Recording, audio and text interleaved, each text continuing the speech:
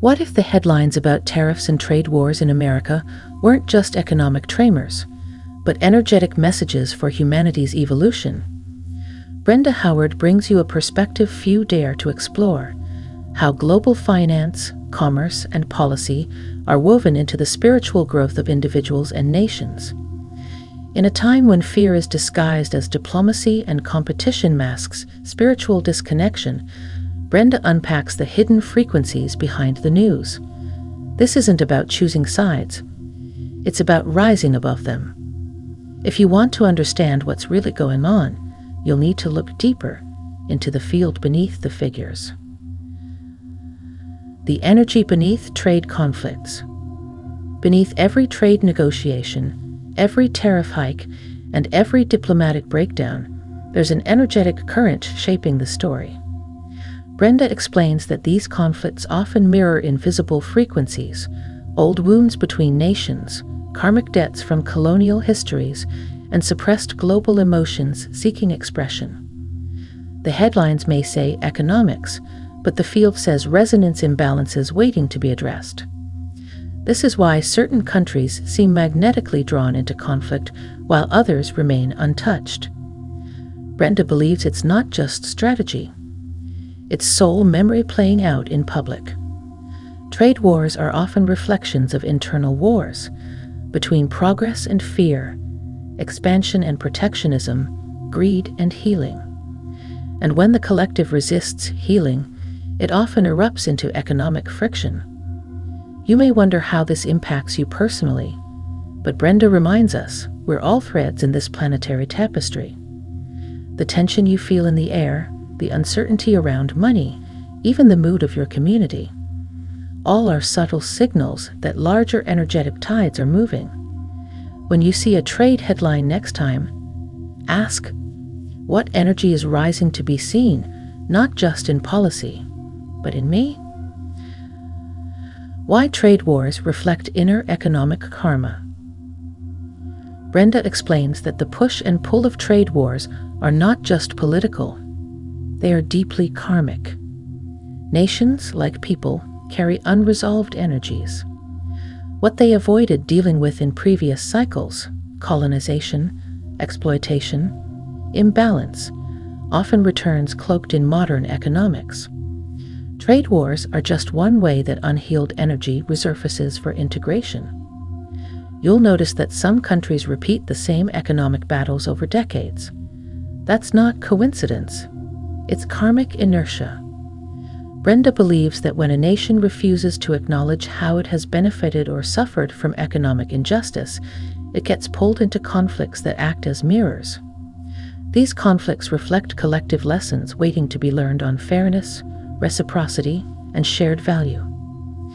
On a personal level, when you experience frustration about job insecurity or rising prices, you're not separate from the story. You're part of it. Brenda reminds us that personal financial fears often echo national karmic cycles. The real healing starts when individuals clear their relationship with money, worth, and fairness. Because karmic freedom isn't only for countries, it's for every soul involved. The spiritual cost of national self-protection. In times of trade tension, countries often turn inward, tightening borders, restricting goods, prioritizing protection. But Brenda shares a deeper insight. Self-protection, when driven by fear, costs more than it saves. The spiritual price of isolation is disconnection. And disconnection breeds misunderstanding, stagnation, and ultimately, collapse from within. Imagine a body where cells stop communicating. That's what happens when nations isolate energetically under the illusion of strength. Brenda explains that true sovereignty doesn't mean sealing yourself off. It means standing in your energy without fearing the flow of others. When policies are made from fear, they distort the nation's frequency, creating repelling energy on a global scale. On a human level, this mirrors how individuals wall themselves off when they feel threatened. But over time, those walls become prisons. Brenda urges us to consider, Are we building spiritual tariffs in our lives, defensive habits, beliefs, or projections that keep abundance and connection away? Because the state of the world isn't just political. It's personal frequency projected at scale. When currency becomes a mirror of consciousness. Brenda brings forward a powerful concept from the Z's. Currency isn't just economic, it's energetic. The way a nation handles money reflects the collective consciousness of its people. Inflation, deflation, value fluctuation. These are symptoms of vibrational changes within a population's sense of worth, trust, and flow. If a society's emotional field is fragmented, its currency becomes unstable. Brenda explains that when fear rises, spending freezes or explodes. When hope rises, people invest, create, and share. That's why economic charts often follow emotional trends. Currency doesn't lead the energy. It reacts to it. The dollar is not just paper. It's a resonance map of mass consciousness. This means your personal relationship with money isn't private. It's a microfrequency within a national grid. If millions are operating from scarcity, the economy feels it. If enough shift into trust and creativity, so does the market. Brenda invites you to ask, what vibration are you putting into the collective pot? Because when you shift your internal currency, your external world begins to reflect new wealth. The real war isn't trade, it's trust. Underneath every tariff and export ban is a deeper fracture, a breakdown of trust. Brenda explains that the real battle isn't over steel or microchips, it's over faith in the future. When countries no longer trust each other to honor agreements or protect shared interests, policy becomes a weapon, not a tool. Trust, once broken, creates a psychic wound in the field of global collaboration. Deals turn into threats, partnerships into leverage. But Brenda sees this not as a fall, but as a spiritual audit.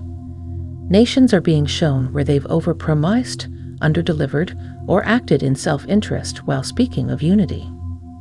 You may feel echoes of this in your own life, hesitating to commit, feeling tension in your collaborations, distrusting leaders or systems. Brenda encourages us to understand. What's breaking down is not just diplomacy. It's the illusion of stability without honesty. Rebuilding starts with truth. Whether on a global scale or in your own heart, trust is always the first currency of any lasting exchange. How fear frequencies create global tension loops. Brenda reveals that fear has a signature frequency, and when it enters the collective field, it doesn't just ripple, it loops. These loops repeat until someone chooses differently. Trade wars and tariff surges often appear sudden, but their energetic origin is rooted in unresolved fear.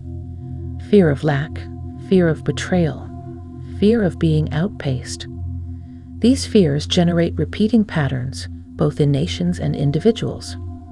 When leaders make choices from fear, the frequency embeds into agreements, policies, and negotiations. Brenda explains that these frequencies don't dissolve with logic. They require a shift in the emotional body of the nation itself. Until the fear is addressed, the patterns recur under new names, new governments, and new headlines. This is why new deals often end up looking like the old ones. On a personal level, fear-based loops show up as scarcity cycles, unhealthy financial habits, or resistance to trusting new opportunities. Brenda reminds us, if you keep seeing the same problem return, whether it's inflation or your own lack of clarity, it's not a curse. It's a feedback loop asking for energetic correction. Global or personal, fear transforms when we stop reacting and start listening to what it wants us to heal. Ancient energy patterns behind modern policy. It's tempting to believe that trade wars are only the result of modern-day politics, but Brenda urges us to zoom out. Many of today's conflicts echo ancient unresolved energy patterns. Civilizations have risen and fallen over trade routes, resource battles, and cultural dominance. The energy of these unresolved histories still lingers in the land and in national psyches. Brenda explains that when countries enter conflict, they often activate ancestral imprints. It's not just America versus China or West versus East. It's the reawakening of empire dynamics, colonizer and colonized roles, and unresolved trauma playing out through economic means. Policies might look modern, but the frequency behind them is often thousands of years old. You may even carry echoes of these patterns in your DNA. Ever felt deep resistance to authority, fear of loss, or obsession with security, without knowing why? Brenda believes these may be inherited frequencies reacting to current events. When we heal on a personal level, acknowledging our energetic inheritance, we also help dissolve the energetic fuel behind global conflict. Because past life echoes lose power when present-day consciousness wakes up. The karma of consumption. Every dollar spent is a vote for a world you either want to build or unconsciously support. Brenda brings a profound insight. Consumption is karma in motion. Trade wars often escalate around resources because the demand itself holds unexamined intention. What humanity craves reveals what it believes it lacks. If we consume without awareness, cheap products made through suffering, or technologies designed to disconnect, we feed global systems that rely on imbalance. Brenda explains that tariffs often increase when a country's consumption habits no longer align with its deeper values. The imbalance is not economic, it's energetic misalignment between value and behavior. In your own life, take notice of what you import into your field: ideas, purchases, media, food. Are they nourishing your higher self or feeding a loop of distraction? Brenda teaches that conscious consumption is spiritual activism. You don't need to fight trade wars to change the world. Sometimes it begins with asking, what energy am I agreeing to when I say yes to this? Because every action is a signature, and karma always carries a receipt. How trade policy tests collective discernment. Trade wars often test more than economic resilience. They test our discernment as a global consciousness. Brenda says that when we're flooded with information, noise, and emotionally charged narratives, our ability to sense what's real becomes our highest protection. The deeper truth of any situation won't be found in headlines, but in energetic alignment. She shares that during times of policy upheaval, manipulation thrives. Fear-based media frames, oversimplified blame, and distorted facts try to hijack the collective focus. But Brenda reminds us that discernment isn't about finding a side, it's about feeling into the field behind the noise. It's asking, what's the intention here? Instead of just reacting to the story. This same skill can guide your personal life. When a financial decision arises, when global tensions flare, when you feel pressure to pick a side, pause. Brenda teaches that if the energy feels fragmented, it's not your path. Discernment isn't about judgment, it's about alignment. The collective will evolve when enough individuals stop being baited by the surface and start choosing truth that resonates in the soul. The spiritual implications of import-export control. At first glance, import-export policies may seem like technical tools of national security or economic leverage. But Brenda explains they are also reflections of energetic flow and spiritual boundaries. When a country limits what it brings in or sends out, it is mirroring an internal pattern of constriction or fear-based control.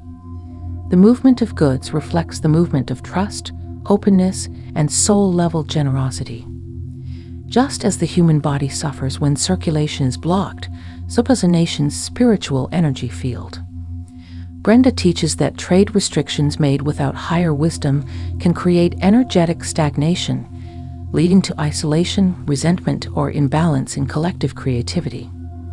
The soul of a nation, like that of a person, requires exchange to evolve.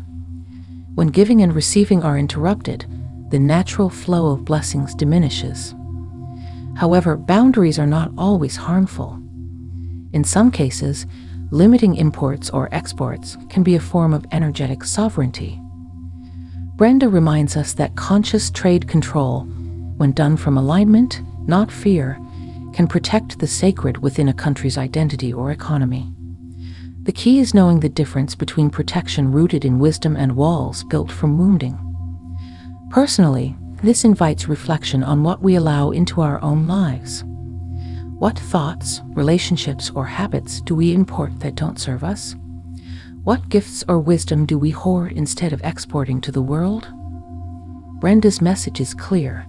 To heal the planet's trade dynamics, we must first bring balance to our own inner imports and exports. Earth's grid and the economics of harmony.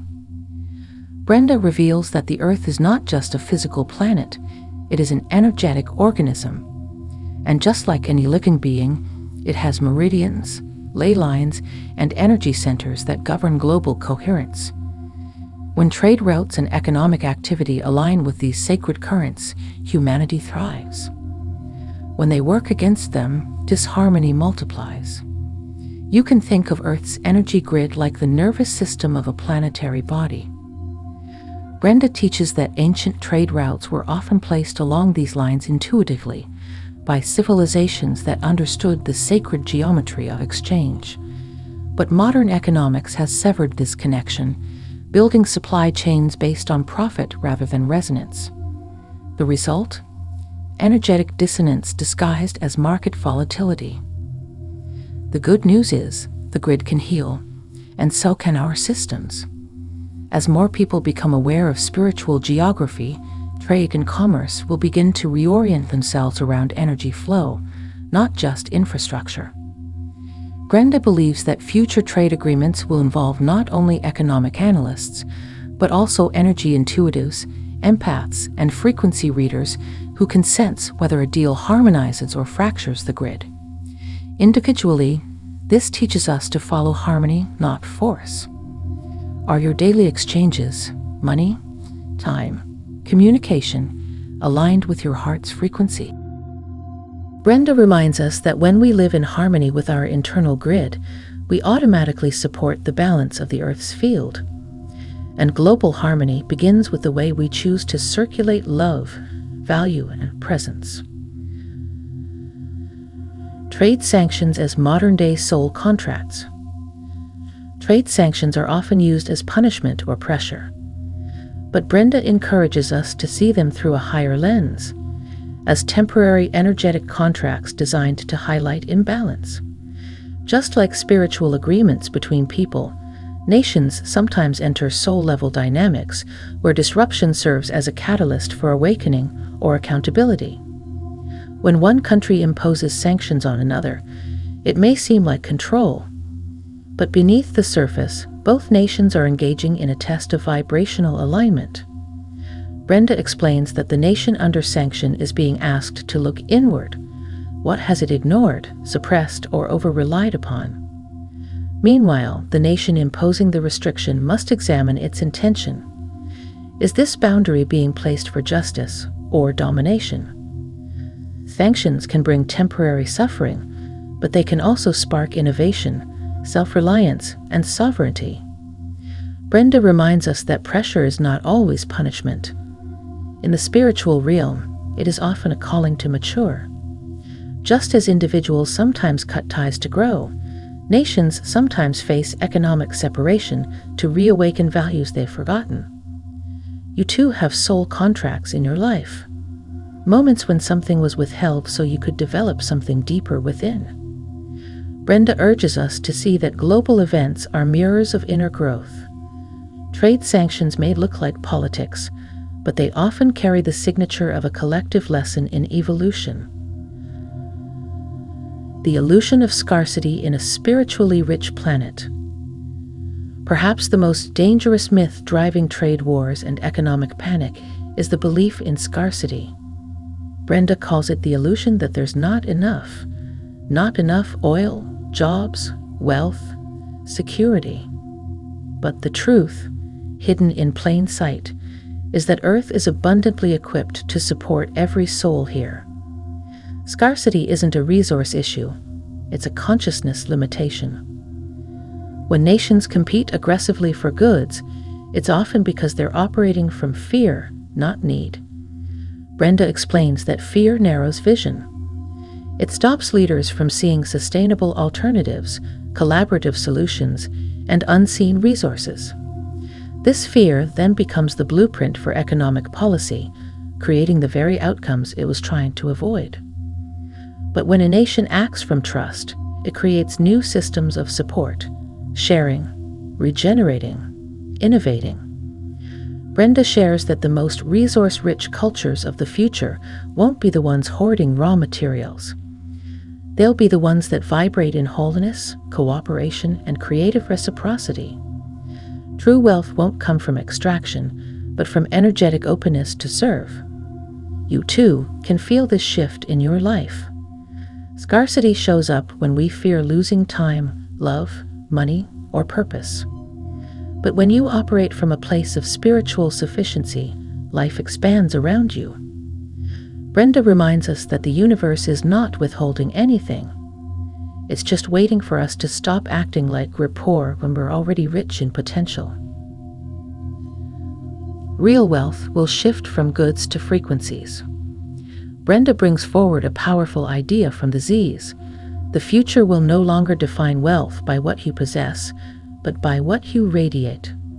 Goods, materials, and property may hold physical value, but in the next phase of humanity's evolution, it's frequency, your ability to hold and transmit coherent energy, that becomes the true currency of influence and abundance. You'll notice this shift in how people are drawn to others not because of status, but because of presence. Brenda explains that those who carry emotional clarity, inner peace, and grounded vision will begin to generate wealth by attracting opportunities, relationships, and creative flow without chasing them. They magnetize because they vibrate at trust. This doesn't mean physical wealth will disappear. It means it will follow energetic alignment.